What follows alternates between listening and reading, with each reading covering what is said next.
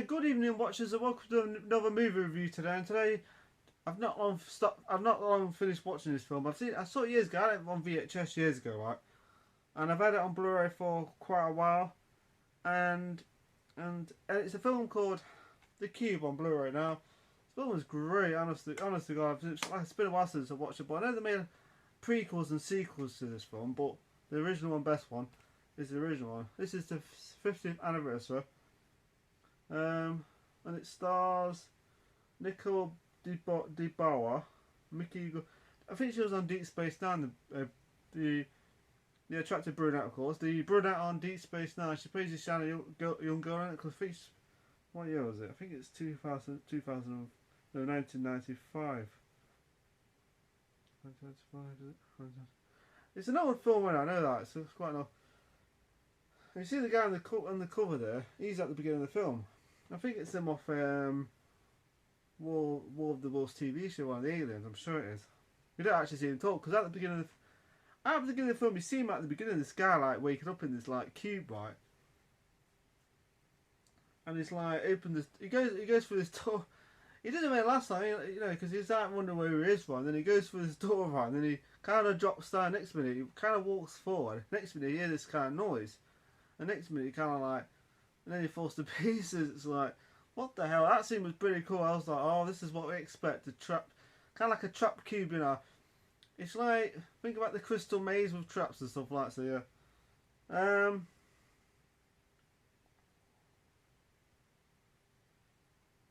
Yeah, it's compelling. It's fantastic acted film. Well, it's pretty well acted, I'll say. But yeah, it's a really good film. Yeah, it's got like. It's few then later. Then further on the film, you see these other people wake up. Some people wake up in this cube, but some of them are like coming through doors and dropping. They're like coming through to certain parts of the freaking cube thing. And you see this guy, and it's he's this guy, and he says he's a cop, and he's got family and stuff, and he seems like a nice guy at the beginning. But then one of the characters, this guy who what was his name? Reg or something. I can't remember his name. He plays this kind of escape. He's like an escapee kind of guy. He knows about stuff and you know. But the thing is, right? He says it to him about watch out for yourselves, you know, because so he knows that people change, you know. So I don't know the way he says it. It's like you know that some of the characters are going to change, you know. What something's going to happen to one of the characters. Like I said, this guy called this cop who starts changing later on. It becomes more sinister, more crazy. I won't say too much to real because it's not really a new film, but you know it's not a new film actually. Yeah, but it's a really, really good film. I was like, wow, it's a really well made horror, science fiction horror film. It's like they're all like I said, they're all like you know. There's about how much? I'm trying to think how many. There was like I think there's about 5 of them. Then one of them gets killed. Then another character comes in like this who drops down. One of the characters gets this like face burn, like actually acid. Yeah, it's like acid. Do you think that acid stuff, but even stronger? Gets his face completely. Jesus Christ! Because he uses these boots to actually see if there's traps in the other room, and it's quite a clever way to do it because they'll throw a boot in it if the trap works. So that's how they do it. But then they start using numbers on the finger to figure out which room is trapped and which isn't to get through to the next. Of course, at the end it has a bit of a twist in it. Good film, my God, good. Definitely got a lot of psychological tension in it, you know, you wonder who would you trust in it, but then there's like a few twists and turns on the way who you could trust and who certain characters. Yeah, it's like this this autistic kid who turns out to be smart.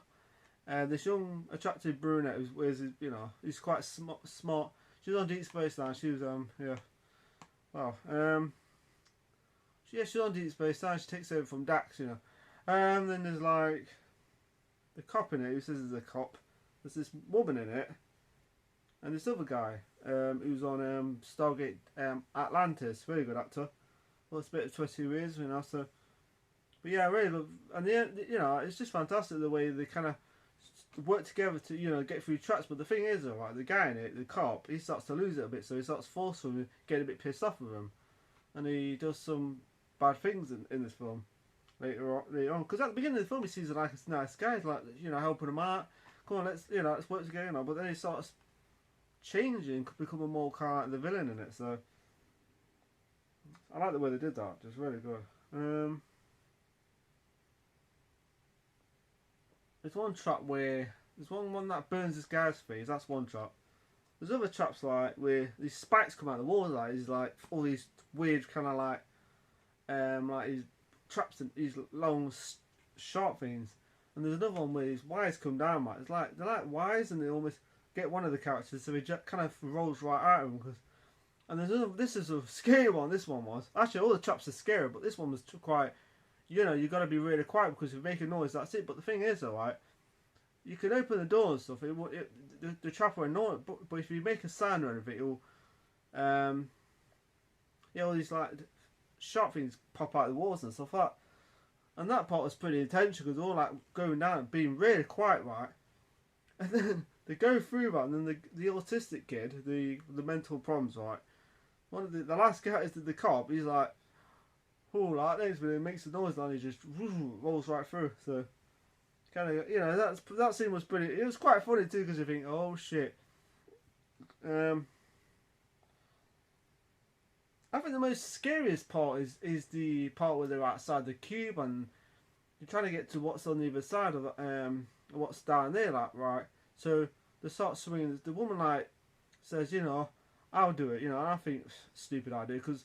The cop in it and I have an argument, right? Because she starts telling him, oh, you know, no wonder your wife left, you know, and this, I don't know, I should do that actually,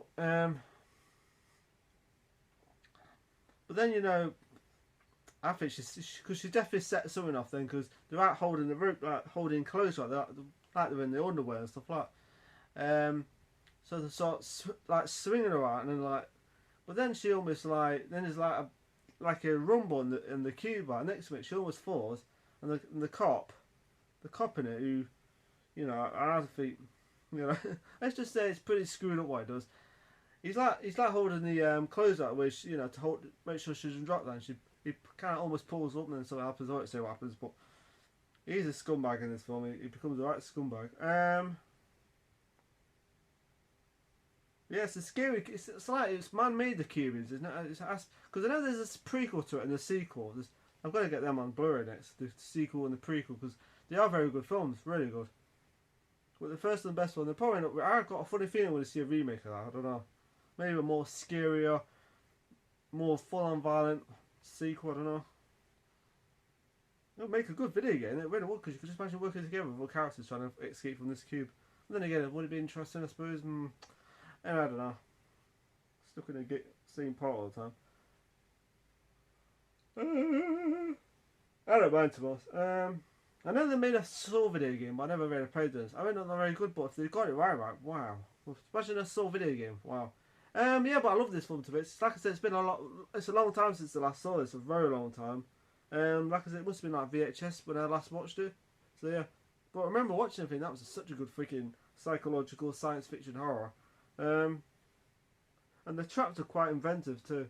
I'm trying to see what year it is. Can't see it.